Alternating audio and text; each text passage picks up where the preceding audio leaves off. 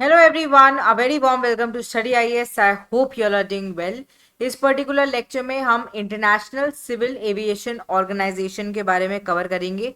Also news के अंदर ये क्यों है, इस सब को हम यहाँ पर कवर करने वाले हैं. स्टार्ट करते हैं अपने आज के लेक्चर को, पर इससे पहले आप सब अकेडमी के साथ जुड़कर अपनी तैयारी को स्टार्ट कर सकते हैं. अपनी तैयारी को और भी ज़्यादा बेहतर बना सकते हैं. प्रतिज्ञा बैच पूरा हिंदी के अंदर है, कोर हिंदी के अंदर है. इसके अंदर आप एनरोल कर सकते हैं. एंड एनरोल करने के लिए अनअकैडमी के किसी भी सब्सक्रिप्शन को लेने के लिए एक बात ज़रूर याद रखना, आपको इस्तेमाल करना है कोड AMSLIVE. ठीक है, यहाँ पर मैं स्क्रीन पर भी लिख देती हूँ AMSLIVE. इस वाले कोड को यूज़ करोगे तो आपको एक्स्ट्रा बेनिफिट मिल जाएगा. फिर भी कोई डाउट है, नीचे नंबर है 8585858585. यहाँ पर आप कॉल मिला सकते हैं. ऑप्शनल की तैयारी भी आप अनअकैडमी के साथ जुड़कर कर सकते हैं. ऑल्सो 9 जुलाई को सुबह 11 बजे होने वाला है अनअकैडमी अल्ट्रा कॉम्बैट टेस्ट. ये टेस्ट 1 घंटे का टेस्ट होगा. 50 क्वेश्चंस आपको करने होंगे. अगर आपकी अच्छी रैंक आती है 90% तक स्कॉलरशिप भी आप जीत सकते हैं, तो इस सेट टेस्ट को ज़रूर देना. अब देखो, इंडिया ने रिसेंटली अनाउंस किया था कि वो पार्टिसिपेट करने वाली है international civil aviation organisations carbon offsetting and reduction scheme for international aviation के अंदर and long term aspirational goal from 2027. इससे कहीं ना कहीं हम जुड़ने वाले, इसीलिए हमारे लिए ये इम्पोर्टेंट हो जाता है. इंटरनेशनल सिविल एविएशन ऑर्गेनाइजेशन की अगर हम बात करें, ये एक इंटर गवर्नमेंटल स्पेशलाइज्ड एजेंसी है associated with the United Nations. 1947 यानी कि अराउंड जब हम आज़ाद हुए थे, ठीक है, उस टाइम पर इसको बनाया गया था by a convention on international civil aviation, जो कि 1944 के अंदर आया था, जिसको शिकागो कन्वेंशन भी कहते हैं. हेडक्वार्टर इसका कनाडा के अंदर है, मॉन्ट्रियल के अंदर. एंड ये डेडिकेटेड है to develop safe and efficient international air transport and peaceful purposes के लिए कहीं ना कहीं एयर का इस्तेमाल किया जाए, इंटरनेशनल एयरलाइंस सही तरीके से ऑपरेट हो, ये देखता है. स्टैंडर्ड्स एंड रेगुलेशंस को बनाता है जो कि नेसेसरी हैं. एविएशन सेफ्टी को मद्देनज़र रखते हुए कहीं ना कहीं सारी चीज़ों को फॉर्म करता है. सिक्योरिटी को देखता है, फैसिलिटेशन को देखता है, economic development of air transport, इन सब को देखता है.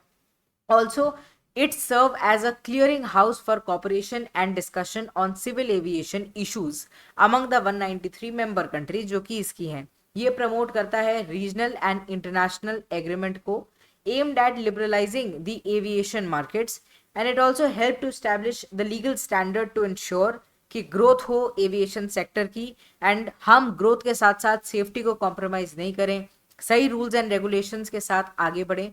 Also regional as well as international agreement और जितने ज़्यादा होंगे उतना ज़्यादा एविएशन सेक्टर हमारा प्रॉस्पर करेगा, तो इसको कहीं ना कहीं ये देखना चाह रहा है. तो ये काफ़ी इंपॉर्टेंट एक ऑर्गेनाइजेशन है. अब carbon offsetting and reduction scheme for international aviation CORSIA है क्या, दोनों ही देखो हमारे लिए इंपॉर्टेंट है. दो ये न्यूज़ एकदम रिसेंट नहीं है, बट इस न्यूज़ से दो चीज़ें हमारे लिए इंपॉर्टेंट हो जाती हैं. एक तो ये organisation international civil aviation organisation, दूसरा carbon offsetting reduction scheme for international aviation. अब कॉर्सिया एक ग्लोबल इनिशिएटिव है, एक मेजर है जिससे हम ऑफसेट कर सकते हैं international aviation carbon dioxide emission को.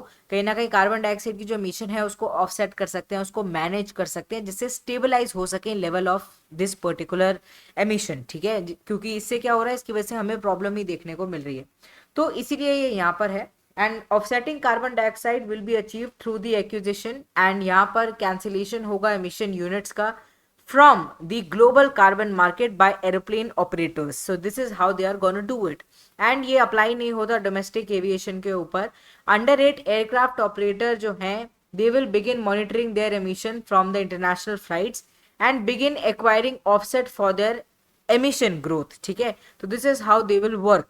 यहाँ पर क्या होगा, वो मैनेज भी करेंगे, कहीं ना कहीं देखेंगे भी कि कितना रिलीज हो रहा है कितना नहीं हो रहा, उसी के बाद कहीं ना कहीं वो डिसाइड करेंगे. ठीक है, तो this is how they are gonna do it. They are gonna offset the carbon, also reduce the emission, and इससे देखो हमारे इन्वायरमेंट पे असर होगा, पॉजिटिव असर होगा.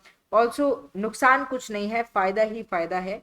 एंड इससे क्या होगा, कार्बन डाइऑक्साइड रिड्यूस होगा, इंटरनेशनल सिविल एविएशन कहीं ना कहीं और भी ज़्यादा हमें देखने को मिलेगा कि इन्वायरमेंट फ्रेंडली हो रहा है. एंड कार्बन एमिशन को मिटिगेट करने के लिए कहीं ना कहीं इसको लेकर आया जा रहा है। ऑल्सो इम्पैक्ट जो क्लाइमेट चेंज के नेगेटिव हो रहे हैं उसको कहीं ना कहीं हम रोक सकें, कम कर सकें, इसके लिए यहाँ पर आ रहा है। ठीक है, तो नेट कार्बन डाइऑक्साइड एमिशन को 2020 लेवल तक क्या करना है, हमें कम करना है। It basically aims to stabilise the net carbon dioxide emission at 2020 level. ठीक है, ये इसका बेसिकली यहाँ पर काम है। एंड जो कार्बन ऑफसेटिंग है वो carbon credit, sustainable aviation fuel, इन सब के थ्रू कहीं ना कहीं एक्वायर किया जाएगा। ये बेसिक इनका एम है।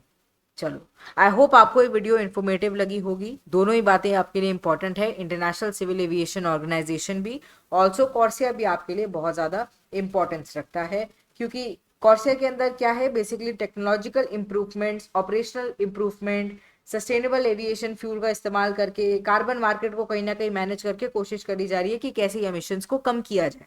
तो दोनों ही बहुत ज़्यादा हमारे लिए बेनिफिशियल हो जाते हैं। आई होप आपको ये वीडियो इन्फॉर्मेटिव लगी होगी। लाइक का बटन दबा देना, also share it with your friends. Bye bye, take care.